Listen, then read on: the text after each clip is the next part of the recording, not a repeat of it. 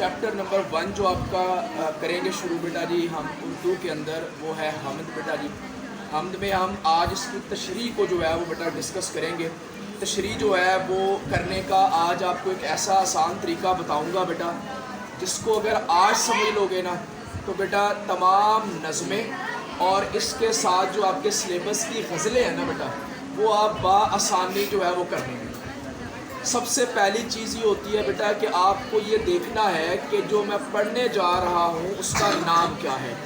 تو اس نظم کا نام جو ہے بیٹا وہ حمد ہے. اور حمد کس کو کہتے ہیں بیٹا؟ حمد ایسی نظم کو کہتے ہیں جس میں اللہ تعالیٰ کی تعریف بیان کی جاتی ہے. ایسی نظم جس میں اللہ تعالیٰ کی تعریف بیان کی جائے اسے ہم حمد کہتے ہیں. اس کا مطلب یہ ہوا بیٹا کہ ہم نے حمد سے آنے والے ہر شعر کی تشریح جو ہے وہ اللہ تعالیٰ کی ذات کی تعریف کے ساتھ جوڑ دیں.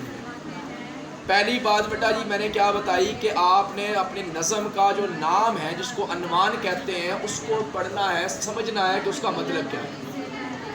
اب اگلی بات آپ کو یہ تو پتہ چل گیا کہ میں نے حمد ہے تو اللہ تعالیٰ کی تعریف بیان کرنی ہے. اب اگلی چیز یہ ہے کہ آپ کو یہ پتہ کیسے چلے گا کہ جو شعر مجھے دیا گیا ہے پیپر میں یا ٹیسٹ میں یہ شعر آیا کس نظم کا ہے. تو اس کے لیے ایک پہچان ہے بیٹا. ہر نظم کی ایک پہچان بتاؤں گا. اس نظم کی پہچان جو ہے بچے وہ کیا ہے؟ اگر آپ پہلا شعر دیکھیں گے تو پہلے شعر کے آخر میں جو دونوں الفاظ ہیں وہ آپ کو سیم ملیں گے بچہ. جیسے یہاں پر عالم ہے تو یہاں پر بھی عالم ہے. اسی نے ایک حرف کن سے پیدا کر دیا عالم. حرف کن یعنی عربی میں اللہ کہتا ہے کن تو اس کا مطلب ہے ہو جا, فیکون بس وہ چیز ہو جاتی ہے. یعنی اللہ تعالیٰ کی ذات نے اس پوری کائنات کو, اس لائن کا مطلب سمجھا رہا ہوں, اسی نے ایک حرف کن سے پیدا کر دیا عالم. کہ اللہ تعالیٰ کی ذات وہ ذات ہے جس نے ایک حرف کن کہہ کر اس پوری کائنات کو پیدا کر دیا جس میں چاند, ستارے, زمین, آسمان, سورج, چرند, پرند, حیوان, انسان, نباتات ساری مخلوقات اس میں شامل ہے. جو آپ کی آنکھ دیکھ رہی ہے وہ بھی اور جو ہماری آنکھ نہیں دیکھ پاتی وہ بھی ایک حرف کن کہہ کر پیدا کر دیا. دوسرے شعر کے دوسرے مصرے میں دوسری لائن میں کیا مطلب ہے؟ کشاکش کی صدائے باہو سے بھر دیا عالم. اور پھر اس دنیا کو اللہ پاک نے بنا کر چھوڑ نہیں دیا بلکہ اس کے اندر رونق پیدا کر دی. اگر اس دنیا کو خالی بنا کر چھوڑ دیتا, خوبصورتی پیدا نہ کرتا, چاند پیدا نہ کرتا, روشنی پیدا نہ کرتا, ہوا خوشی پیدا نہ کرتا تو اس کائنات میں رہنا کوئی بھی پسند نہ کرتا. بالکل ویسے ہی جیسے کوئی جیل میں رہنا پسند نہیں کرتا. تو اب یہ مفہوم میں نے سمجھایا آپ کو بیٹا. پہلی لائن میں کہا یہ گیا کہ اللہ تعالیٰ کی ذات وہ ذات ہے جس نے اس پوری کائنات کو ایک لفظ کن کہہ کر پیدا کیا. اور پھر یہ نہیں کہ صرف پیدا کر دیا بلکہ پیدا کر کر اس کائنات کو رونقوں سے بھی. اب آپ نے مفہوم سمجھ لیا. اب مفہوم سمجھنے کے بعد آپ نے اس کی تشریح کرنی ہے. لیکن ان دونوں کاموں سے پہلے ایک کام کرنا ہے آپ نے, اس کو حوالہ متن کہتے ہیں. اس میں آپ نے نظم کا عنوان بتانا کیا ہے کہ جو شعر میں تشریح کرنے لگا ہوں وہ کس نظم کا ہے. اور دوسری بات آپ نے شاعر کا نام بتانا ہے. ٹھیک ہے جی. تو حمد اس کی نام ہے اور شاعر کا نام حفیظ جلندری ہے بچہ. یہ لازمی لکھنا ہے, اس کا نمبر ملتا ہے پیپر میں. اب اس کی تشریح آپ نے اپنے الفاظ میں بیٹا کرنی ہے کہ شاعر اس شعر میں یہ کہنا اللہ تعالیٰ کی تعریف بیان کرتے ہوئے کہتا ہے کہ اللہ تعالیٰ کی ذات وہ اعلیٰ عرفہ ذات ہے جس نے اس کائنات اور اس میں موجود تمام مخلوقات, چرند, پرند, حیوانات, زمین, آسمان, سورج, چاند, ستاروں کو ایک حرف کن کہہ کر پیدا کر دی. اور اگر اللہ کی ذات تو وہ ذات ہے, اگر وہ کن بھی نہ کہے, کن لفظ بھی نہ کہے, صرف ارادہ ظاہر کر دے تو وہ چیز واقعہ ہو جاتی ہے. اور پھر اللہ پاک نے اس کائنات کو بنا کر چھوڑ نہیں دیا بلکہ اس کائنات کو رنگا رنگ خوبصورتیوں سے منور کر دیا تاکہ اس کائنات میں رہنا ہر کوئی پسند کر سکے. دوسرا شعر بچا جی.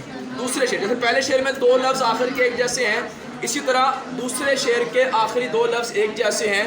جیسے اس میں آپ دیکھو گے تو دوسرے شعر کے پہلے مصرے میں سے ہے اور اسی طرح دوسرے مصرے میں بھی سے ہے. نظام آسمانی ہے اسی کی حکمرانی سے. نظام آسمانی، آسمان کا نظام، آسمان پر چمکتے ستارے اسی کے حکم کے پابند، آسمان سے برستا ہوا بارش کا پانی اسی کے حکم کا پابند، آسمان پر اڑتے ہوئے پرندے اسی کے حکم کے پابند، آسمان سے نازل ہونے والی رحمتیں اسی کے حکم کی پابند، آسمان سے نازل ہونے والی خوشیاں، غمیاں، رحمتیں اسی کے حکم کی پابند. یعنی اللہ تعالیٰ ہی حکمران ہے زمین کا بھی اور آسمان کا بھی. تو آسمان کا جو نظام ہے جس میں چاند سورج ستارے ہیں اور بارش کا برسنا، دھوپ کا آنا، چاند کا نکلنا، سورج کا نکلنا، یہ سب اللہ تعالیٰ کی ہی وجہ سے ممکن ہے، اللہ ہی کے حکم کے پابند ہے. بہار جادوانی ہے اسی کی باغبانی. بہار جادوانی، یہ جو بہار ہمیں نظر آتی ہے، جو معاشرے میں ہمیں خوبصورتی نظر آتی ہے، جو کائنات میں ہمیں رنگا رنگ چیزیں نظر آ رہی ہیں، یہ کائنات میں جو چمک دھمک نظر آ رہی ہے، کائنات میں جو خوبصورتیاں نظر آ رہی ہیں، یہ خوبصورتیاں بھی اسی اللہ کی وجہ سے نظر آ رہی ہیں. بالکل ایسے ہی جیسے ایک باغ کا مالی پھولوں کی دیکھ بھال کرتا ہے، وقت پر پانی لگاتا ہے، سینچتا ہے، ان کو کٹائی کرتا ہے تو اس کے پھول سرسبز و شاداب نظر آتے ہیں. بالکل ایسے ہی اس کائنات کا مالی اللہ تعالیٰ کی ذات ہے، جس کے حکم اور جس کی ذات کی وجہ سے اس کائنات میں خوبصورتی نظر آتی ہے. طریقہ وہی بیٹا، حوالہ متن لکھیں گے جس میں نظم کا عنوان حمد لکھیں گے، شاعر کا نام حفیظ جلندری لکھیں گے. اس کے بعد مفہوم میں جی جو لائنیں جو بتائی گئی ہیں کہ آسمان کا نظام اللہ کی حکمرانی سے ہے اور اس دنیا میں جو بہار نظر آتی ہے وہ بھی اللہ ہی کی وجہ سے نظر آتی ہے. اس کے بعد آپ نے اس کو اپنے الفاظ میں تشریح کر دینا ہے بیٹا. اور تشریح بڑی واضح ہے جو میں آپ کو بڑی ڈیٹیل سے بتا چکا ہوں کہ اللہ تعالیٰ ہی حکمران ہے آسمان کا. آسمان پر جو بھی چیز ہے اس کے حکم کی پابند ہے. جب تک اللہ تعالیٰ کی ذات حکم نہیں دیتی، چاند نہیں نکلتا، سورج نہیں نکلتا، چاند غروب نہیں ہو سکتا، سورج طلوع نہیں ہو سکتا، آسمان پر پرندے چہچہا نہیں سکتے، بارش برس نہیں سکتی، دھوپ نکل نہیں سکتی، آسمان سے رحمتیں نازل ہو نہیں سکتی، عذابات نازل ہو نہیں سکتے. کب؟ جب تک اللہ تعالیٰ کا حکم شامل نہ ہو. اور اس کائنات میں جو خوبصورتیاں نظر آتی ہیں، رنگا رنگ خوبصورتیاں جو نظر آ رہی ہیں، یہ صرف اور صرف اللہ تعالیٰ کی ذات کی وجہ سے ہی ممکن ہے. اور ایک آخری شعر جو آج کے لیے ہم کریں گے بیٹا، اس کی بھی پہچان کیا ہے. پہلے مصرے کے آخر میں بھی کے آئے گا اور دوسرے مصرے کے آخر میں بھی کے آئے گا. زمین پر جلوہ آرا ہیں، جلوہ آرا ہیں، نظر آتے ہیں. زمین پر نظر آتے ہیں مظاہر اس کی قدرت کے، مظاہر نظارے اس کی قدرت کے، اللہ تعالیٰ کی ذات کی قدرت کے، اللہ تعالیٰ کی ذات کے شان کے جو نظارے ہمیں ہر طرف نظر آتے ہیں. زمین پر نظر دوڑا کر دیکھو تو زمین پر بسنے والی ہر چیز کی طرف جب نظر اٹھا کر دیکھو گے تو آپ کو یہ محسوس ہوگا، آپ یہ سوچنے پر مجبور ہو جاؤ گے کہ جیسے کرسی کو بنائے بغیر کرسی نہیں بن سکتی، ایسے اس کائنات کو بنانے والی ذات بھی کوئی ذات ہے. بعض دفعہ ہم دیکھتے ہیں دھوپ نکلی ہے، بارش ہو رہی ہوتی ہے، یہ مظاہر ہے اللہ تعالیٰ کی ذات کے. خوبصورت خوبصورت پہاڑ ہم دیکھتے ہیں، یہ مظاہر ہے اللہ تعالیٰ کی ذات کے. بہتے دریا، ندی نالے دیکھتے ہیں، یہ اللہ تعالیٰ کی قدرت کے مظاہر ہیں بیٹا. کھیتی باڑی دیکھتے ہیں، یہ اللہ تعالیٰ کی قدرت کے مظاہر ہیں. تو زمین پہ جلوہ آرا ہیں مظاہر اس کی قدرت کے. بچھائے ہیں اسی داتا نے دسترخوان نعمت کے، داتا دینے والا. اور جو کائنات میں ہمیں نعمتیں عطا کی گئی ہیں وہ نعمتوں کا دسترخوان بھی میرے اللہ تعالیٰ کی ذات نے ہی بچھایا. طریقہ وہی بیٹا، حوالہ متن دیں گے، نظم کا عنوان، پھر شاعر کا نام، اور اس کے بعد تشریح میں کیا بتائیں گے بیٹا کہ اللہ تعالیٰ، شاعر اس شعر میں اللہ تعالیٰ کی تعریف بیان کرتے ہوئے کہتا ہے کہ زمین پر جہاں بھی نظر اٹھا کر دیکھیں، زمین پر پڑی ہر چیز، زمین پر موجود ہر چیز اللہ تعالیٰ کی شان، اللہ تعالیٰ کی قدرت، اللہ تعالیٰ کے ہونے کی گواہی دیتی ہے. بالکل اسی طرح اللہ تعالیٰ نے ہمیں نعمتوں سے بھی نوازا ہے.